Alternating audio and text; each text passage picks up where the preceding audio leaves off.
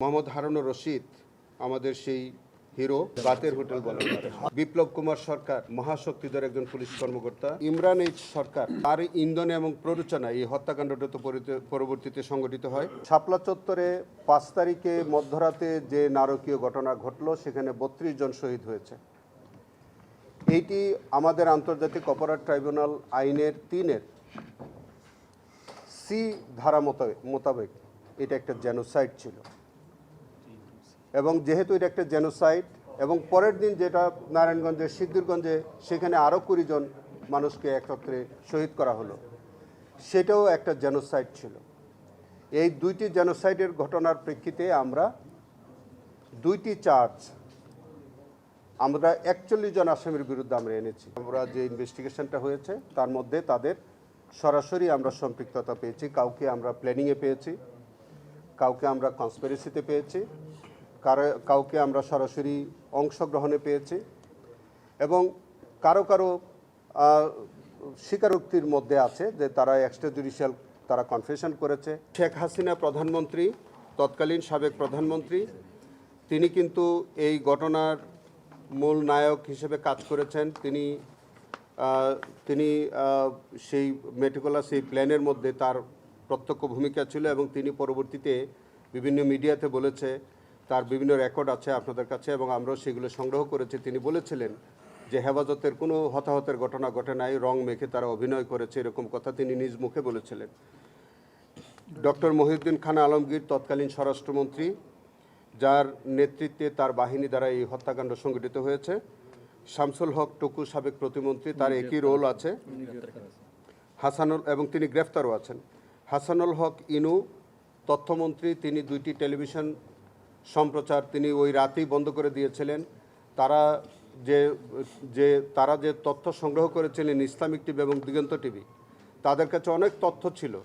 সেই তথ্য যাতে সাক্ষী প্রমাণ হিসেবে কাজে না লাগে, সেই কারণে ওই রাতেই ওই টেলিভিশন সম্প্রচার বন্ধ করে দেয়। তাদের 2টি টেলিভিশন অফিসে গিয়ে আক্রমণ করে তাদের টেলিভিশনের লাইসেন্স বাতিল করে দেওয়া হয়।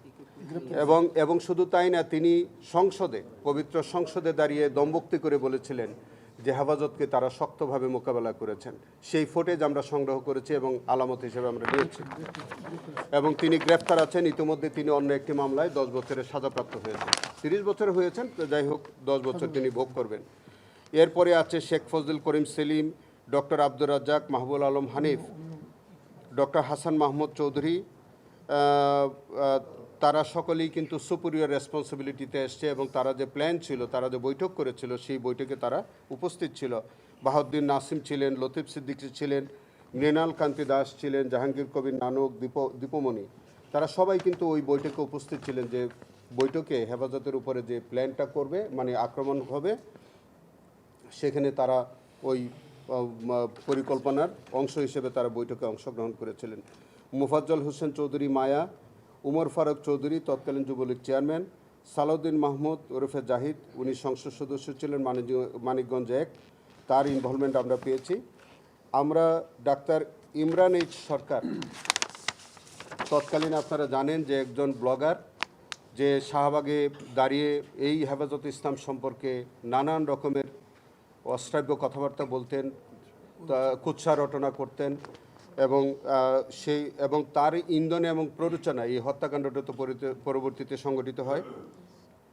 ডাক্তার ইমরান এইচ সরকার, শাহরিয়ার কবির, সভাপতি ঘাতক দালাল নির্মূল কমিটি, মোজাম্মেল হক বাবু, ব্যবস্থাপনা পরিচালক 71 টিভি, ফারজানা রূপা, সাংবাদিক 71 টিভি, হাসান মাহমুদ, তারা জেলে আছে, হাসান মাহমুদ খন্দকার, সাবেক আইজিপি, যার বাহিনী নির্বিচারে এই হেফাজতকে গুলি করে, লেথাল ওয়েপন ইউজ করে এবং তাদেরকে গুলি করে হত্যা করে।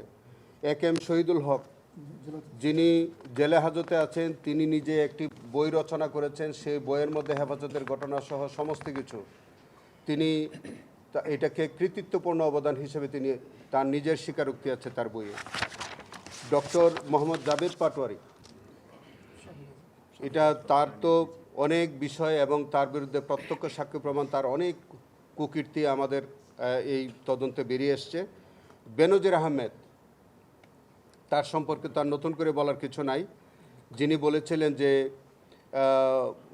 যে রং মেখে সব হেফাজতের নেতারা অভিনয় করেছিলেন।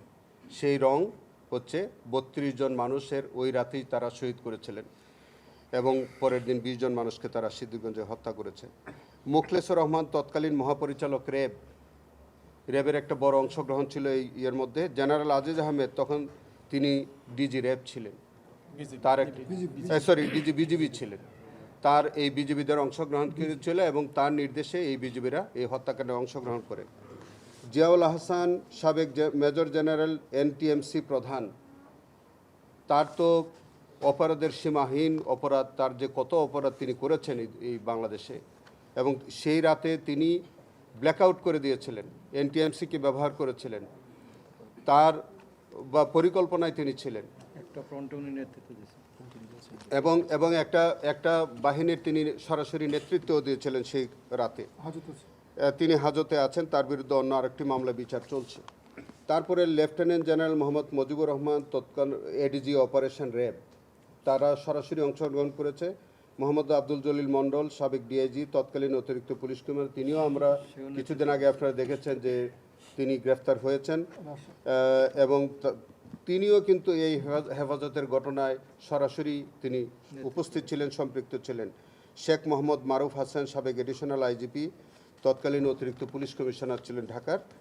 মাহবুব হোসেন সাবেক এডিশনাল আইজি তৎকালীন এডিশনাল ডিআইজি পলিটিক্যাল এসবি, উনি সরাসরি তাদের অংশগ্রহণ করেছিল এবং সরাসরি অংশগ্রহণ করেছিল তার সমস্ত বাহিনী নিয়ে। সেটা হচ্ছে মনিরুল ইসলাম সাবেক অতিরিক্ত IGP special branch, Mohammad Anwar Hossain additional IGP, Ashrafuzzaman DIG, তিনি তার সেই দিন কিন্তু উনি ডিসি ছিলেন না, তাকে তিনি স্পেশালি ওখানে এসেছিলেন। তাদেরকে আমি এক কথা বলে রাখি, তাদেরকে প্রত্যেকেই কিন্তু ওই হেফাজতে অংশগ্রহণ করার জন্য বা এই যে হত্যাকাণ্ড সংগঠিত করেছে বা হেফাজতকে যে এভাবে নিশ্চিহ্ন করে দেওয়া হয়েছে, তাদের সমাবেশ ভণ্ডুল করে দিয়েছে, এই জন্য কিন্তু তাদেরকে বিপিএম পদক দেওয়া হয়েছে এবং সেই পদকের মধ্যে এই হেফাজতের বা এই শাপলা চত্বরের ঘটনাটা তারা বর্ণনা করে তাদেরকে বিপিএম পদক দিয়েছে। সো তাদের এন্টার পুলিশ বাহিনীর একটা স্বীকারোক্তি আছে ওই পদকের মধ্যে, আমরা এটা সংগ্রহ করেছি, এভিডেন্স হিসেবে আমরা নিয়েছি। এম মেহেদি হাসান অতিরিক্ত ডিআইজি তৎকালীন মতিঝিল জোন, মোহাম্মদ হারুনুর রশিদ আমাদের সেই হিরো, হ্যাঁ কি বলবো, বাতের হোটেল বলেন, যাই হোক, উনি আছেন।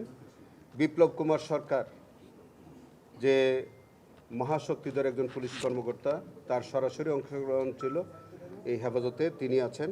সৈয়দ নুরুল ইসলাম, এর আগে ও তার অন্য মামলায় সাজা হয়েছে, তিনি তার সরাসরি অংশগ্রহণ ছিল। আসাদুজ্জামান পুলিশ সুপার, তার সরাসরি অংশগ্রহণ ছিল। শিবলি নুমান সরাসরি অংশগ্রহণ ছিল এবং তৎকালীন সময়ে এই শাপলা চত্বরটি যার হেফাজতে ছিল, যিনি হচ্ছেন তৎকালীন মতিঝিল থানার ওসি ফরমান আলী, যিনি তার সমস্ত বাহিনী সেদিন তিনি এই হেফাজতের উপরে আক্রমণ করার জন্য নিয়োগ